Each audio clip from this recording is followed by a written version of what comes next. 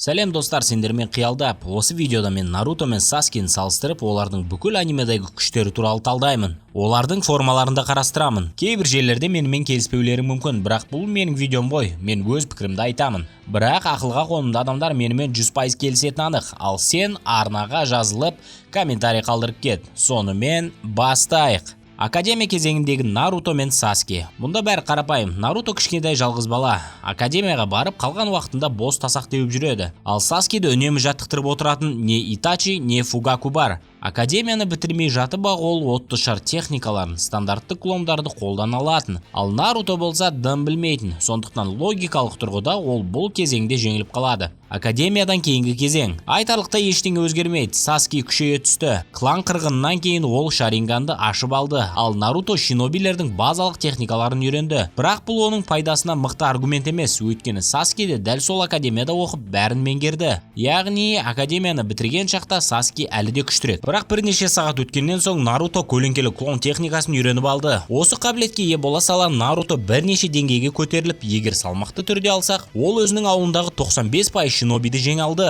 Ал Саске мұндайға төтеп бере алмай ұйықтайды. Ал Саске жүздеген Нарутоға қарсы төтеп бере алмайтыны анық қой. Одан кейін Наруто одан да мықты бола түсті. Өйткені ол түлкінің чакрасын қолдана бастайды. Нарутоның барлық статистикасы бірнеше есе өседі. Күші, жылдамдығы, реакциясы, сонымен қатар толық қорғаныс, листің чакрасы. Әрине, регенерацияны да ұмытпайық. Осындай Нарутоға Саске соңғы канондық эпизодтарға дейін жете алмайды. Тек 3 тамойлы Шаринганды оятқан соң ғана Саске түлкінің чакрасы бар Нарутоға қарсы тұра алады. Дәл сол өлім аңғарындағы шайқас екеуінде күшейтеді. Наруто бірінші құйрығын ашады, ал Саске қарғыс таңбасының екінші деңгейіне өтеді. Және өздерің білетіндей, бұл шайқаста жеңіс Сасоктың қолында қалды. Бірақ бұл оның расымен де күштірек екенін білдіреді ме? Әрине жоқ, себебі Нарутоның денесі мұндай күшті көтере алмады. Ал көтере алмауының себебі ол түлкінің чакрасын Саскемен айқас басталмай тұрып ақ қолдана бастаған. Ал Саске болса бөшкеде жатып тынығып алады да өз-өзін тамаша сезінді. Демек шайқас шарттары Нарутоның пайдасына болмады. Ал енді ойланып көріңдер. Саске Нарутоға нақты қандай урон тигізе алады? Чидори ма? Жарайды, ұрсын.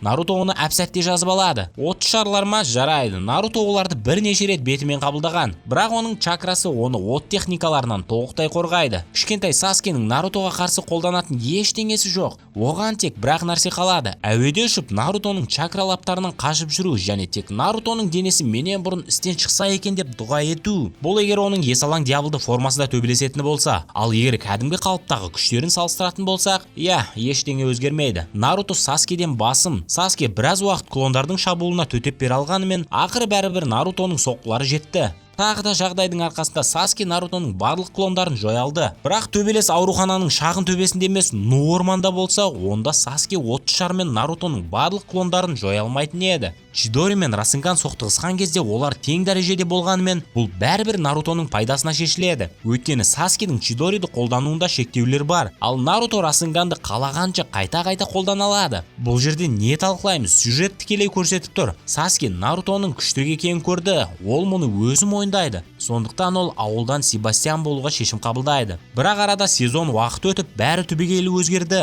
Орочимарудың жаттығуларының арқасында Саске бірнеше есе күшейді. Ал Jiraiyaмен жаттыққан Наруто Расынганды сәл үлкейткеннен басқа дым істемеген. 2,5 жыл өтті. Jiraiya не істеді сонда шынымен? Шибуденнің басында Саске соншалықты күшейіп кетеді. Ол жылдамдықпен еш қиындықсыз Нарутоны, Сакураны, Сайды, Яматаны бәрін бірден жер жастандырады. Саске түлкінің чакрасын бас тастай алады. Таңбаның күшін толыққан саналы түрде пайдаланады және миллиондаған Чидоридің түрлі нұсқаларын қолданады. Наруто қанша жерден тырысса да, ол Саскенің алдында отшельник режимін алғанша сорып қалады. Міне осы кезде Наруто Саскені қуып жетеді, тіпті одан асып түседі. Мәселе мұнда, Мангёкко Шаринганы бар Саске үшін Наруто мүмкіндігінше ең қолайсыз қарсылас. Нарутоның қабілеттері оған ұзақ уақыт шайқас жүргізуге мүмкіндік береді. Оның чакрасы өте көп. Тактикалық тұрғыдан клондар арқылы өзін қорғап демалып алады. И плюстағы отшельник режимін қос оған. Ал Саске керісінше уақыт өткен сайын әлсірей береді. Данзо мен 10 минуттық шайқастан кейін ол толықтай тозып кетті. Ал оған дейін оны Зетсу мен Карен қолдап жүрген. Яғни ол бастапқыда қалыпты қауіпті жағдайда болған. МШ шектеулері Саскенің Нарутоға қарсы жеңу мүмкіндігін одан сайын азайтады. Саскенің шабуылдаушы қабілеттері өте көп, бірақ олар клондарға да уақытқа да қарсы тұра алмайды. Ал мәңгілік Мангёкко Шаринган алғаннан кейін Саскенің көздеріне қатысты ешқандай проблемасы қалмайды. Шексіз Сусано спамы, шексіз Аматерасуы кайф әрине. Бірақ Нарутоға жету үшін бұл жеткілікті ме? Ай қайдам. Саскенің шабуылдары әлде қайда күшті екені рас, бірақ оның бәрі егер қарсыласының физикалық статистикасы мүлде басқа деңгейде болса, бәрі босқа кетеді. Түлкі чакрасы бар Наруто жылдамдығымен тірілген Кагелерді жеңіл басып озды. Бұл бір ғана Наруто. Енді елестетіңдер, Нарутоның клондары альянсқа көмектесіп жүрген жоқ. Керісінше оның жанында бірге шайқасып жатса қалай? Бір Нарутоны тоқтату қиын болса, фиг, олардың тобын жеңу мүлде мүмкін емес. Курамамен достасқан кезде Наруто одан да мықты болды. Ол енді түлкінің чакрасын қорықпай толықтай пайдалана алады. Өйткені Курама оны басқара алмайды. Сонымен қатар енді ол отшельник режимі мен түлкі чакра режимін қатар қолдана алады. Және ең бастысы енді Наруто Курама аватарын пайдалана алады. Осындай Наруто бүкіл құйрықтылармен бір уақытта шайқасады. Саски оған қайтып жетеді. Саски бұл кезеңде ешқандай деңгей көтермейді, тек Рикуда күшін алғанша. Кейін ол Ренинган, Нагата қабілеттері және Амена Таджикараны алады. Наруто 6 жолдың күшіне ие болды. Бұл супер жылдамдық, супер күш,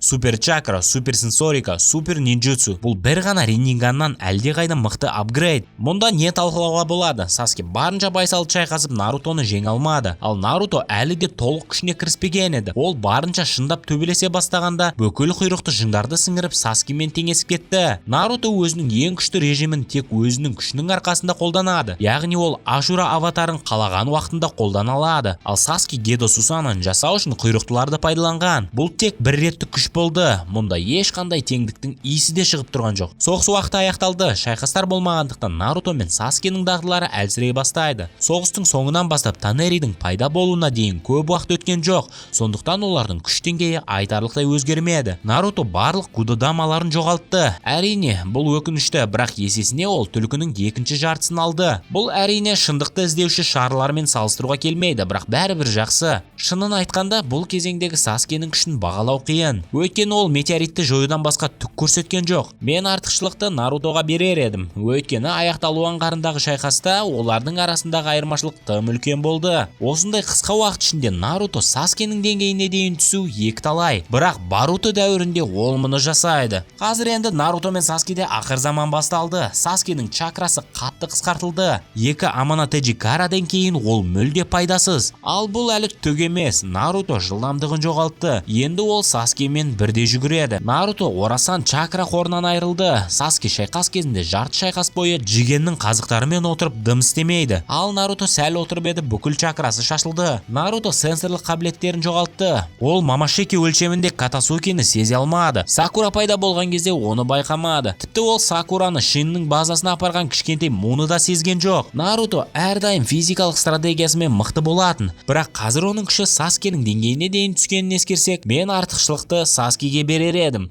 Ақыры соңғы сәт. Мадараның пешкасымен шайқастан кейін Саски Ренинганын жоғалтты, ал Наруто Курамадан айырылды. Мұнда бәрі анық. Курама жоқ, Генджутсуға қарсы қорғаныш жоқ. Курама жоқ, Аматерасуға қарсы қорғаныш жоқ. Курама жоқ, Саскенің деңгейіндегі күштері де жоқ. Курама жоқ, 6 жолдың ақылгөйі режимі жоқ. Қысқасы, мұндай Нарутоны Саски теуіп тастайды. Ал егер қорытындыласақ, академияға дейін және академия кезінде Саски күшті. Наруто көлеңке клондарын үйренген кезде ол базалық Саскиден күштірек болады. Лис күші арқасында Наруто кез келген Саскиден мықты болады. Тек Шиппуден басында Саски түлкіні бас алатын кезеңге дейін. Ахмайкадағы Саски Нарутоны оңай басып озады. Саски Мангёкко Шаринганға ие болғанда, ал Наруто отшельник режимін ашқанда олар шамамен теңеседі. Бірақ Мангёкко Шаринганның әлсіздігін ескерсек, Наруто сәл алда. Мәңгілік Мангёкко Шаринган алғаннан кейін Саскенің көзге қатысты шектеулері жоғалады. Ал енді ол МШ қабілеттерін шексіз спамдай алады. Бірақ Наруто бұл уақытта өте алысқа кетіп қалған еді. Олардың күш қатынасы Шиппуденнің басындағы жағдайға ұқсайды. Тек енді бәрі керісінше. Енді Наруто көшбасшы рөлінде. Курамамен достасқаннан кейін Наруто тіпті қолжетімсіз деңгейге көтеріледі. 6 жолдың ақылгөйінен алған күшейтулері Нарутоны одан сайын алыстатады. Бір ғана Ренинганмен Саски мұны қуып жете алмайды. Танери дәуірінде айтарлықтай ештеңе өзгермейді, бірақ кейін Боруто кезеңі келеді. Нарутоның өзінің барлық күштері жоғалып, тіпті Саскиден де төмен деңгейге түседі. Соңында Кураманы жоғалтқаннан соң одан да төмен құлдырайды. Қай жерімен келісесіздер және қай жерімен келіспейсіздер комментке жаза кетіңіздер. Маған оны оқу қызық болады. Сәттілік. Егер олай болса, мен үйге кеттім. Саски, тоқташы, тыңдашы. Мен мынаны ойлап қалдым. Мүмкін енді екеуміз бірге командалық жұмысты тереңірек зерттей алатын шығармыз, я? Келесі жолы мен ойнағың келсе, алдыменен арнаға жазылып ал.